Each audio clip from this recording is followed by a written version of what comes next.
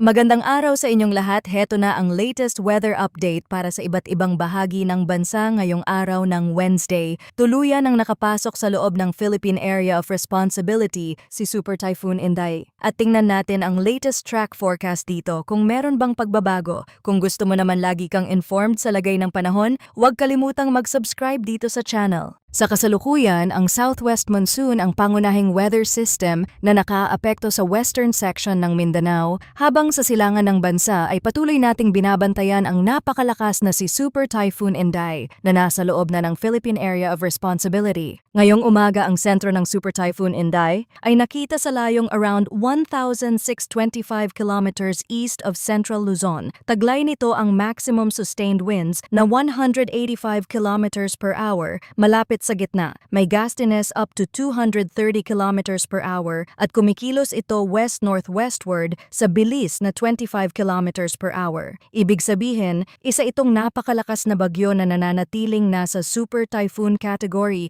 habang papalapit sa bahagi ng karagatang mas malapit sa ating bansa. Sa ganitong lakas, kahit malayo pa ito sa kalupaan ng Pilipinas, mahalagang bantayan ang bawat galaw nito dahil pwede nitong baguhin ang daloy ng hangin, palakasin ang habagat at magdala ng hindi direktang epekto sa malaking bahagi ng bansa. Unahin muna natin ang heavy rainfall outlook dahil ito ang isa sa pinakamahalagang dapat paghandaan ng mga apektadong lugar. Para sa Tropical Cyclone Inday at Southwest Monsoon, may rainfall outlook na inilabas ngayong araw una. Dahil sa tropical cyclone, mula bukas, inaasahan ang pagulang nasa 50 to 100 millimeters sa Batanes. Ibig sabihin, sa Batanes, habang mas lumalapit ang malawak na impluwensya ng bagyo sa hilagang bahagi ng bansa, kailangang bantayan ang posibilidad ng moderate to heavy rainfall na pwedeng magdulot ng mabilisang pagbaha at pagguho ng lupa, lalo na sa mga lugar na mataas ang terrain at sa mga komunidad na may kasaysayan ng pagbasa ng lupa. Dahil naman sa southwest monsoon ngayong araw, inaasahan ang moderate to heavy rainfall na nasa 50 to 100 millimeters sa Sarangani. Pagdating ng bukas, July 9, ang parehong antas ng pag-ulan na nasa 50 to 100 millimeters ay inaasahan sa Antique, Negros Occidental at Sultan Kudarat. Sa Friday, July 10, mas mabigat pa ang inaasahang ulan sa ilang lugar. Sa Occidental Mindoro at Antique, inaasahan ang heavy to intense rainfall na nasa 100 to 200 millimeters. Samantala, ang moderate to heavy rainfall na nasa 50 to 100 millimeters ay inaasahan sa Zambales, Bataan, Palawan, Guimaras, Iloilo, Negros Occidental, Negros Oriental, Lanao del Norte at Lanao del Sur. Mahalaga ring tandaan na ang forecast rainfall ay pwedeng mas mataas pa sa mga mountainous at elevated areas. Bukod pa rito, ang epekto sa ilang lugar ay pwede pang lumala dahil sa significant antecedent rainfall o yung mga nauna ng pag-ulan na nagpabasa na sa lupa bago pa dumating ang bagong round ng sama ng panahon. Pagdating naman sa general forecast weather conditions para sa Zamboanga Peninsula, Barm, Lanao del Norte, Sultan Kudarat, Sarangani at South Cotabato,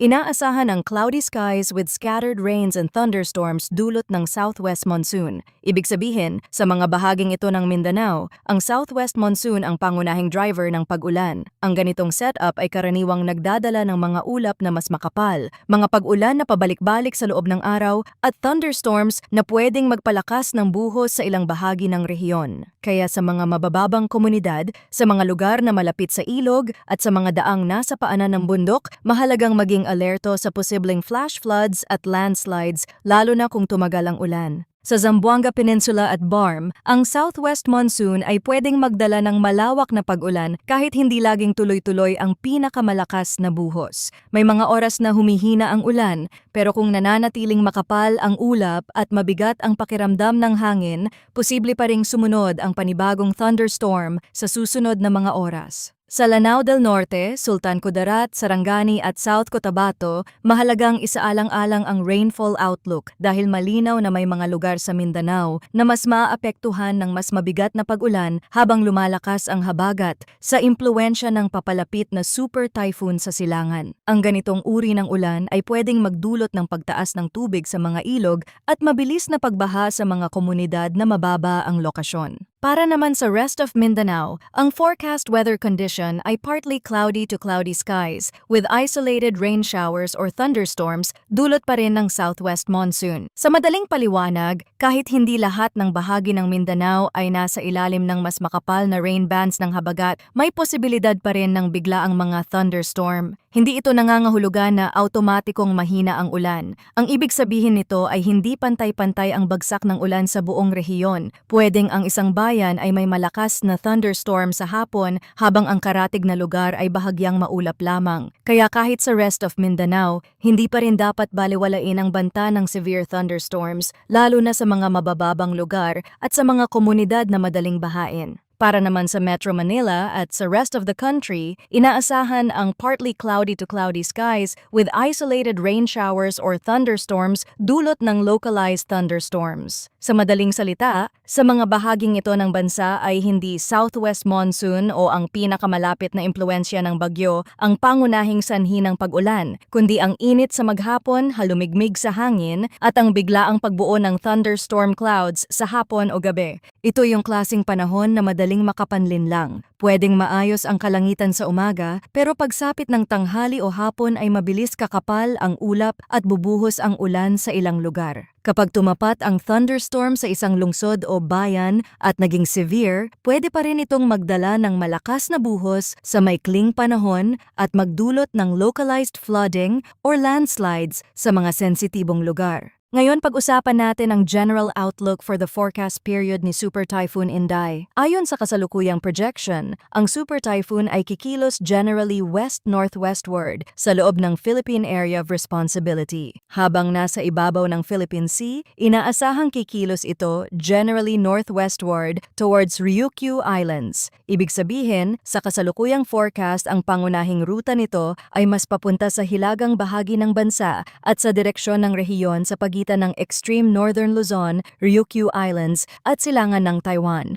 Ayon din sa kasalukuyang forecast, ang Super Typhoon ay inaasahang magme-maintain ng kaniyang lakas bilang Super Typhoon habang binabaybay ang karagatang Pasipiko. At sa puntong ito, hindi pa inaasahang agad-agad itong hihina. Gayunman, may gradual weakening na inaasahan habang ito ay kikilos malapit sa extreme northern Luzon at habang papalapit sa east of Taiwan. Mahalaga ang detalyeng ito dahil kahit may senyales ng unti-unting paghina sa mas dulo ng forecast period, nananatili pa rin itong napakalakas na sistema habang malapit sa pinakahilagang bahagi ng bansa. Sa usapin ng land hazards, mahalagang idiin na kahit mababa ang chance ng landfall over any parts of Luzon, sa kasalukuyang forecast, hindi ito nangangahulugan na maliit ang magiging epekto nito sa bansa. Dahil sa tindi ng lakas ng Super Typhoon at sa lawak ng strong winds mula sa sentro nito, may posibilidad na magtaas ng wind signals sa northern at eastern portions ng northern Luzon at ang earliest timing nito ay maaaring this evening or tomorrow morning. Batay sa kasalukuyang projection, ang highest wind signal na maaaring maitaas sa panahon ng pagdaan nito ay likely na signal number 2 or signal number 3. Ibig sabihin, kahit hindi inaasahang tumawid ang sentro sa malaking bahagi ng kalupaan, pwede pa rin itong magdala ng mapanganib na hangin sa northern Luzon, lalo na sa mga bahaging pinakamalapit sa kaniyang track. Dahil may uncertainty pa rin sa radius of strong winds, hindi rin inaalis ang possibility ng pagtaas ng wind signals over the eastern portions of southern Luzon and Visayas.